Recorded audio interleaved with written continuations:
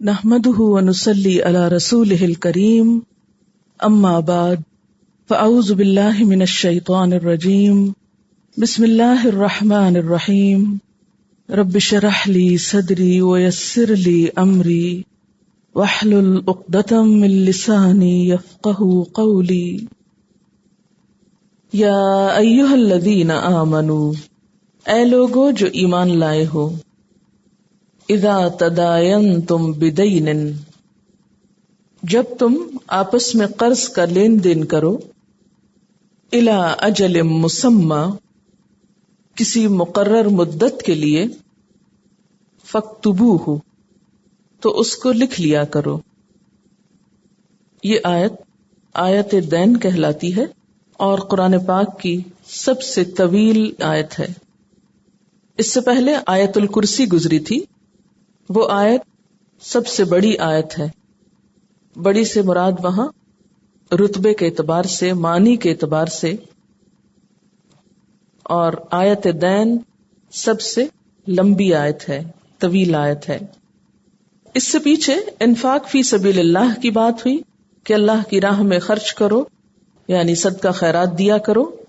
اس کے بعد سود کی ممانعت ہوئی، اس کا لین دین حرام قرار پایا۔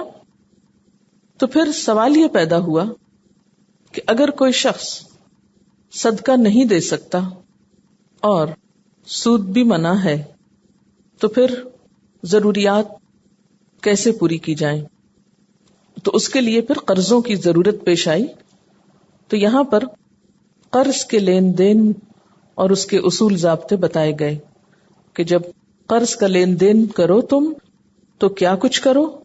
نمبر 1 یہ کہ اسے لکھ لیا کرو۔ یہ حکم جو ہے مستحب ہے، یعنی لکھنا پسندیدہ ہے، واجب نہیں، لازم نہیں۔ اگر معاملہ دو ایسے لوگوں کے درمیان ہے جن کا آپس میں ایک دوسرے پر اعتماد ہے اور اس بات کا خدشہ نہیں کہ ایک دوسرے کو دھوکہ دیں گے، تو ایسی صورت میں اگر کوئی نہیں بھی لکھتا یا کوئی ایک ان میں سے یاد دہانی کے لیے اپنے پاس لکھ لیتا ہے تو بھی کافی ہے۔ ہاں، جہاں جھگڑے کا اندیشہ ہو، باہم نزاع کا خدشہ ہو، تو پھر اس صورت میں قرض کا لین دین لکھ کر کرنا چاہیے۔ یہاں قرض کے لیے لفظ دین استعمال ہوا ہے، جبکہ قرض بھی عربی کا ہی لفظ ہے۔ تو فرق کیا ہے؟ دین میں وقت اور اجل کو دخل ہوتا ہے، یعنی دین مقررہ وقت کے لیے ہوتا ہے قرض ہی، لیکن اس میں کیا شرط ہوتی ہے کہ اس میں وقت مقرر کیا جاتا ہے، جبکہ قرضے میں ایسا نہیں ہوتا۔ مثلا ایک شخص دوسرے سے کوئی چیز ادھار لیتا ہے، کچھ پیسے ادھار لیتا ہے اور کہتا ہے مجھے دے دو 10 روپے، میں تمہیں دے دوں گا، اور اس میں کوئی یہ تحدید نہیں ہوتی کہ آج دوں گا یا کل دوں گا یا کب دوں گا، تو یہ چیز قرض ہے۔ لیکن اگر اس میں یہ ہو کہ کل اسی وقت دے دوں گا تو یہ کیا ہو جائے گا؟ دین ہو جائے گا۔ تو اے لوگو جو ایمان لائے ہو، جب تم باہم قرض کا لین دین کرو وقت مقرر تک کے لیے تو اس کو لکھ لیا کرو۔ اور لکھنے کا حکم کس لیے ہے؟ تاکہ باہم جھگڑا نہ ہو، باہم تعلقات خراب نہ ہو۔ بہت سے لوگ مالی معاملات میں پہلے تساہل برتتے ہیں۔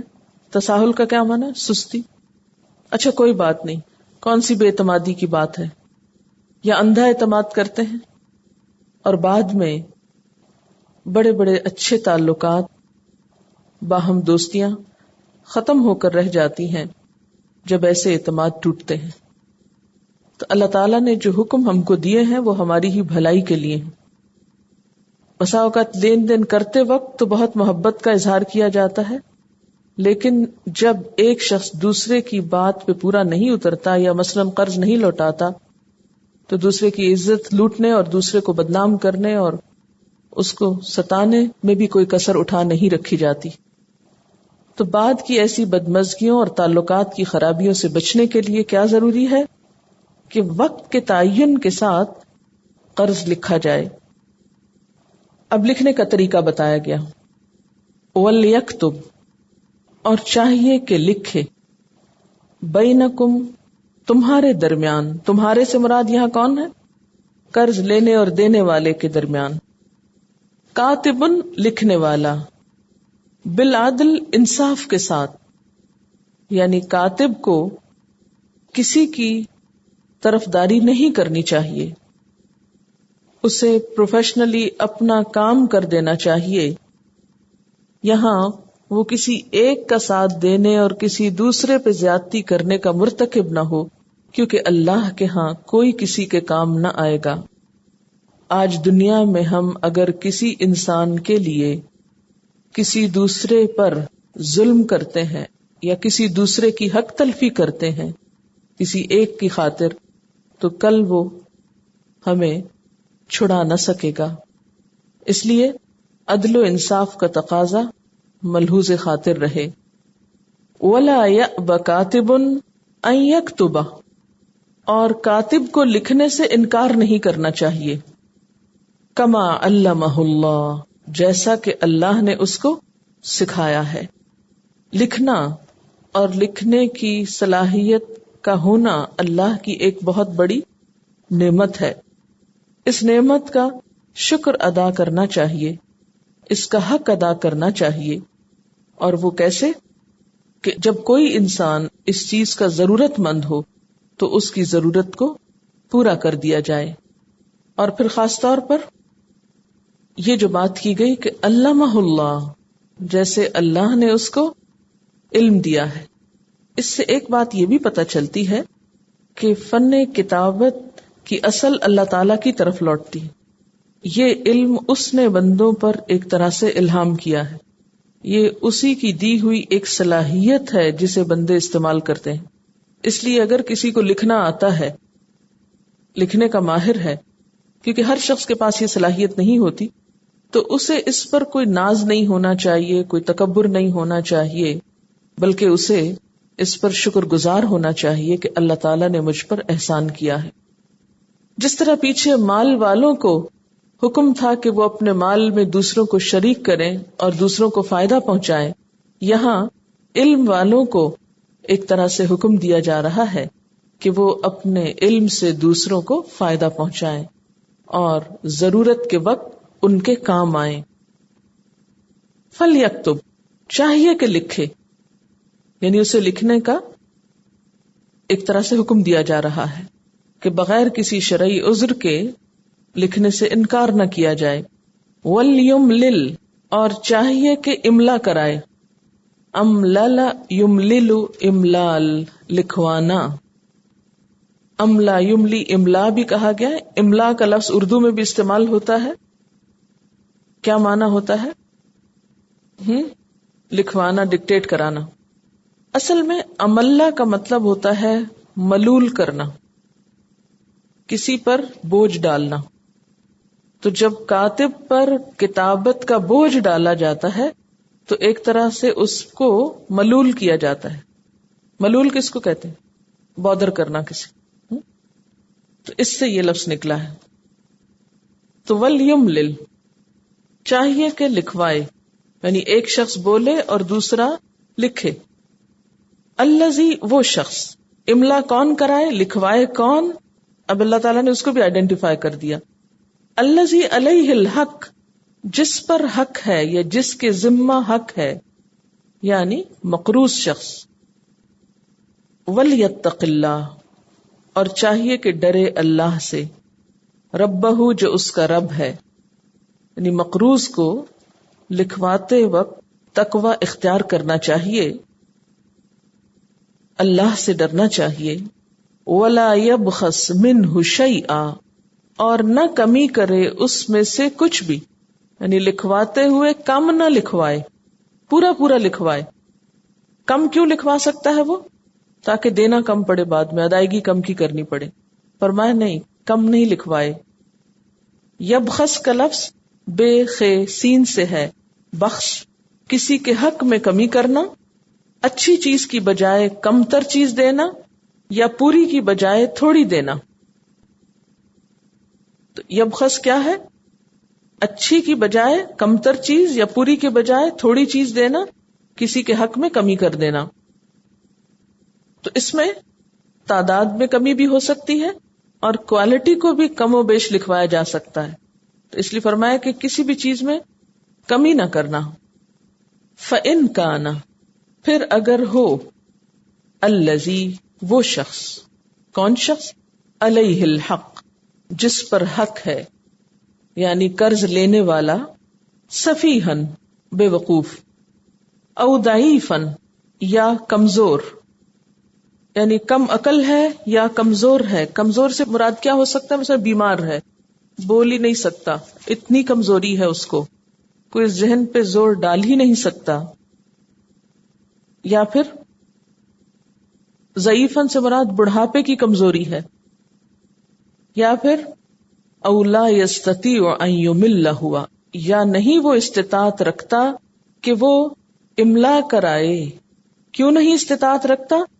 مثلا لینگویج پرابلم ہے، وہ زبان سمجھتا ہی نہیں ہے دوسرے کی، یا لکھنے والے کو وہ بول کر بات سمجھا نہیں سکتا، لکھوانے کی صلاحیت نہیں. ہوا، وہ خود، فلیملل، تو چاہیے کہ لکھوائے. کون؟ ولیہ، اس کا ولی. کس کا ولی؟ مقروض کا. ولی کون ہوتا ہے؟ گارڈین، سرپرست، ذمہ دار. وہ خواہ اس کا رشتہ دار ہو یا کوئی وکیل ہو، منشی ہو. بالعدل، عدل کے ساتھ، انصاف کے ساتھ. اور کیا کرو اس موقع پر؟ وَاسْتَشْهِدُوا، گواہ بنا لیا کرو. شہیدینی، دو گواہ. شہیدین تسنیہ کا صیغہ ہے. من رجالکم، اپنے مردوں میں سے. رجال رجل کی جمع ہے. یعنی لکھنے کے علاوہ کیا ضروری ہے؟ گواہ بنانا. یہ اس صورت میں ضروری ہے جب لکھی ہوئی بات سے تسلی نہ ہو اور مزید کسی اختلاف یا جھگڑے کا اندیشہ ہو. مثلا پیسے تو اگر آپ لکھ دیں گے تو اس میں تو کوئی کنفیوژن نہیں ہوگی، گواہ کی ضرورت نہیں. لیکن بسا اوقات پیسے نہیں ہوتے، کوئی چیز ہو سکتی ہے. اب چیز اگر لکھی بھی جائے تو اس میں تبدیلی ہو سکتی ہے. تو اس کے لیے کیا ضروری ہے کہ وہ چیز دی جانے کے وقت دیکھ لی جائے. شہید کا لفظ کس سے ہے؟ شین ہے، دال اس کا روٹ ہے. شاہدہ کا کیا مطلب ہوتا ہے؟ دیکھنا. تو گواہ پھر کیا کرے گا؟ اس کو دیکھے گا کہ ہاں واقعی یہی چیز دوسرے کو لینڈ کی جا رہی ہے، دی جا رہی ہے. اور گواہوں کے لیے کیا کہا گیا؟ ایک نہیں دو گواہ ہوں، اور دو بھی کون ہو؟ مرد ہوں. اور مرد بھی کون ہو؟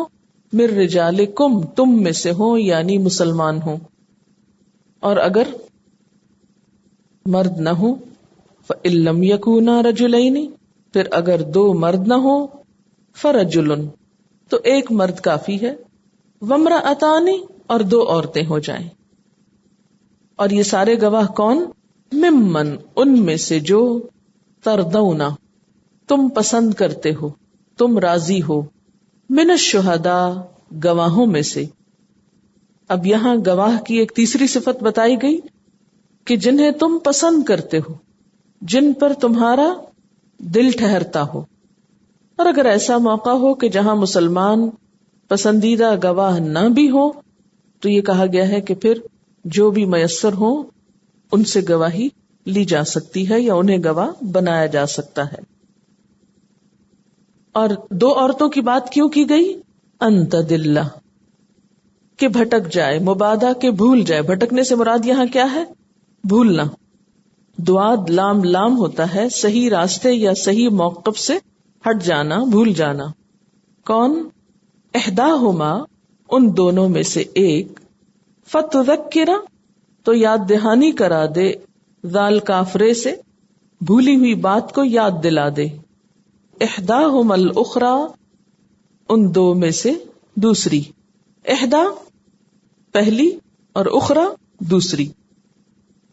یعنی ایک اور بات کیا بتائی گئی کہ اگر دو مرد نہ ہوں تو چونکہ مالی معاملات عموماً مردوں سے متعلق ہوتے ہیں، کاروبار، تجارت، قرضوں کے لین دین میں عام طور پر، عمومی طور پر عورتوں کا معاملہ کم ہوتا ہے یا انٹرسٹ کم ہوتا ہے، تو اس لیے اندیشہ ہے کہ کہیں بھول چوک نہ ہو جائے، کیونکہ جس چیز میں انسان کا انٹرسٹ نہیں ہوتا اس میں انسان پوری توجہ بھی نہیں دیتا، نتیجہ کیا ہوتا ہے؟ بات بھول جاتی۔ ایسے میں پھر نزاع یا جھگڑا قائم ہو جائے گا، جس سے بچنے کے لیے گواہی دی جا رہی ہے۔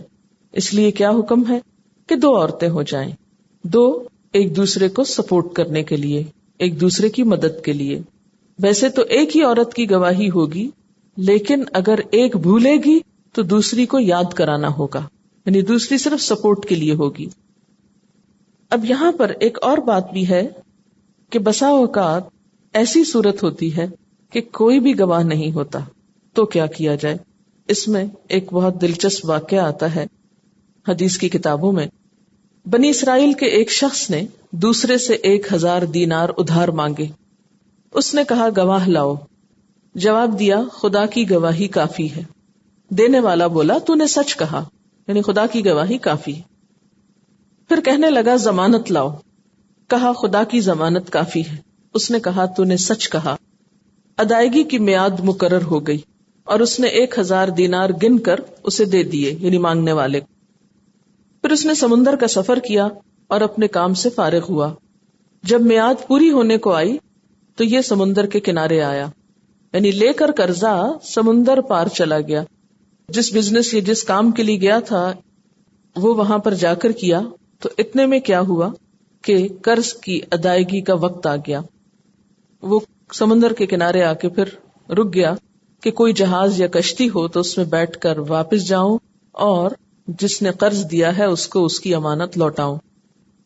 لیکن کوئی جہاز نہ ملا۔ جب دیکھا کہ وقت پر نہیں پہنچ سکتا تو اس نے ایک لکڑی لی اور بیچ میں سے کھوکھلی کر لی، یعنی اس کو بیچ میں سے کھودا۔ اس میں 1000 دینار رکھ دیے اور ایک پرچہ بھی رکھ دیا، پھر اس کا منہ بند کر دیا اور گواہ اور ضامن اللہ کو بنایا، اور دعا کی کہ اے پروردگار تجھے خوب علم ہے کہ میں نے فلاں شخص سے قرضہ لیا اور تجھے گواہ اور ضامن بنایا، اب ادائیگی کی کوئی صورت نظر نہیں آتی، میں اس رقم کو تجھے سونپتا ہوں اور سمندر میں ڈال دیتا ہوں، اور تجھ سے یہ دعا کرتا ہوں کہ یہ رقم اس تک پہنچا دینا، یعنی جس کی ہے وہاں پہنچ جائے۔ پھر اس لکڑی کو سمندر میں ڈال دیا اور خود چلا گیا، لیکن پھر بھی کشتی کی تلاش میں رہا کہ مل جائے تو خود بھی چلا جاؤں۔ دوسری طرف قرض واپس لینے والا دینے والے کے انتظار میں سمندر کے کنارے آ کھڑا ہوا کہ وہ واپس آئے گا اور رقم لائے گا۔ جب شام تک نہ آیا، یعنی مقروض شخص واپس نہ آیا، تو اس نے دیکھا کہ ایک لکڑی چلی آ رہی ہے۔ سوچا خالی ہاتھ جانے کی بجائے اسی کو لیتا جاؤں۔ گھر جا کر دیکھا تو اس میں دینار اور پرچہ پایا۔ کچھ دن بعد وہ شخص خود بھی آ گیا اور معافی مانگنے لگا کہ مجبوراً خلاف ورزی ہو گئی۔ جواباً اس شخص نے بتایا کہ آپ نے مجھے جو رقم بھیجی تھی وہ مجھے مل گئی۔ اسے بخاری نے روایت کیا ہے اور یہ سچا واقعہ ہے۔